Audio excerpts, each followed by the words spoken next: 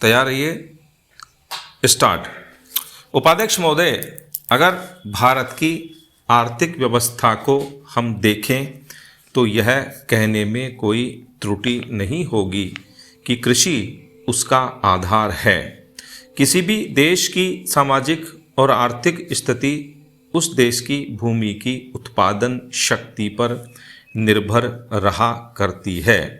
यदि भूमि की उत्पादन शक्ति में कोई कमी हो जाती है तो उस देश की आर्थिक और सामाजिक स्थिति में भी कुछ परिवर्तन आरंभ हो जाता है। कृषि भारत के लिए एक आर्थिक व्यवस्था ही नहीं है, यह एक संस्कृति भी है। जो लोग आंदोलन में विश्वास रखते हैं, इनको पता ही होगा कि जितने भी आंदोलन इस देश में होते हैं वे समाज के नाम से, धर्म के नाम से, जाति के नाम से या राजनीति के नाम से होते हैं।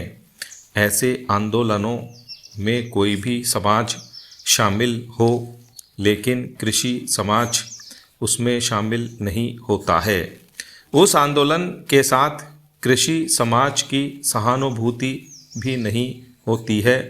इसलिए यदि सभी बातों को ध्यान में रखकर हम देखें तो इस देश के लिए आवश्यक यह होगा कि हमारी संस्कृति की रक्षा के लिए और जीवन प्रणाली की रक्षा के लिए कृषि पर विशेष ध्यान दिया जाए। स्टॉप।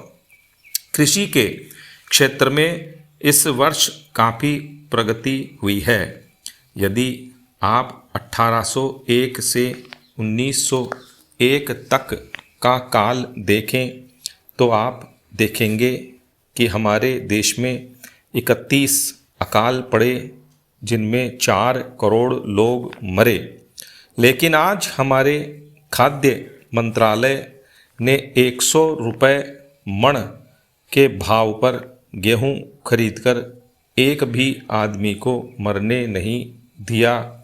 इसके लिए हमारा खाद्य मंत्रालय बधाई का पात्र है। स्टॉप। एक बात मैं विशेष रूप से इस अवसर पर कहना चाहता हूँ। स्टॉप।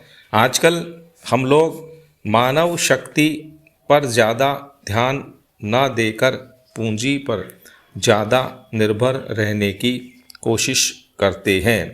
आपको याद होगा, लगभग 5 दशक पहले में जापान की आर्थिक व्यवस्था बिगड़ गई थी, लेकिन वहाँ के 60 लाख काश्तकारों ने कृषि शिक्षा के बल पर इतना अनाज पैदा करके दिखलाया कि आज वे 10 करोड़ आदमियों का पालन पोषण कर रहे हैं। स्टॉप। वहाँ पर 30 ऐसे विश्वविद्यालय हैं जिनमें कृषि की शिक्षा दी जाती है, जिनसे 16,000 छात्र प्रतिवर्ष शिक्षा प्राप्त करके निकलते हैं। स्टॉप। आज हमारे देश में पर्याप्त कृषि विश्वविद्यालय स्थापित हो चुके हैं। स्टॉप। हमारे देश की 120 करोड़ जनसंख्या को दृष्टि में रखते हुए जापान एक बहुत छोटा सा राज्य है, शायद हमारे राजस्थान से कुछ ही बड़ा है। स्टॉप।